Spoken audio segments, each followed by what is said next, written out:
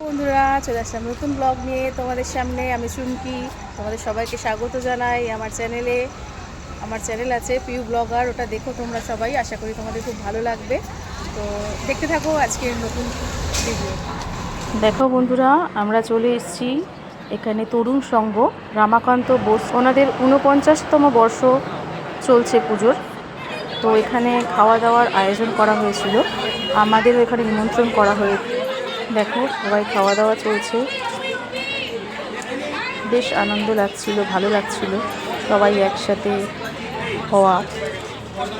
যদিও আমি এখানে থাকি না, আমার জায়ের বাড়িতে এসেছি, তো জায়ের সূত্রে নিমন্ত্রণ পেয়েছি, তো আমি এসে গেছি এখানে। দেখো খাওয়া দাওয়াটা দেখাচ্ছি, কী কী খাওয়া দাওয়া হচ্ছিল। খুব ভালো ব্যবস্থাপনা ওনাদের, খুবই ভালো লাগছিল দেখে। কড়াইশুঁটি কচুরি ছিল, আলুর দম ছিল, ধোকার ডালনা ছিল, তারপরে ভেজিটেবল ছিল। আর এখানে দেখো ভেজ ফ্রাইড রাইস করেছেন, আর এটা ছিল পনিরের চুরিয়ান মতো করেছিল। তো ভালো খেতে ছিল খাবারগুলো, আমি টেস্ট করেছি পরে যখন, খুবই ভালো লেগেছে। দেখো এটা তো বেশি টেস্টি ছিল। তারপরে তার সাথে চাটনি, পাঁপড়, মিষ্টি এগুলো তো ছিলই।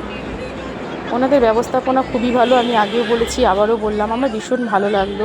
আমি যে এই পাড়ায় থাকি না সেটা তো একদমই মনে হয়নি। এই যে আমার জায়ের বান্ধবী,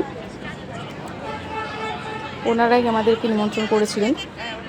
এই যে দাদা, উনি নিমন্ত্রণ করেছিলেন আমাদেরকে, ওনারই নিমন্ত্রণ পেয়ে গেছিলাম।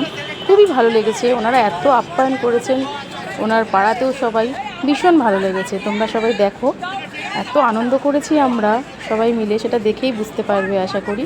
তো বন্ধুরা, তোমাদের কেমন লাগলো অবশ্যই আমাকে জানিও। আমি সব কিছুই তোমাদের সাথে শেয়ার করি, তো এই ভালো লাগাটাও শেয়ার করলাম।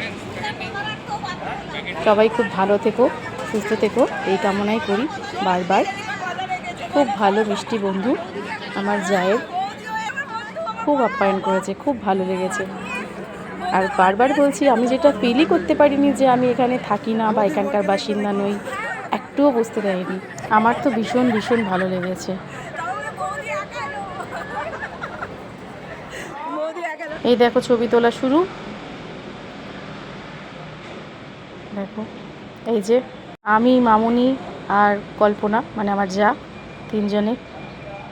এই যে আমার যা, তার দুই বান্ধবী।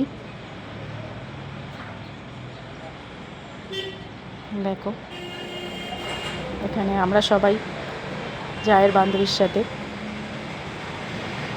খুব খুব আনন্দ করলাম, খুব ভালো লেগেছে।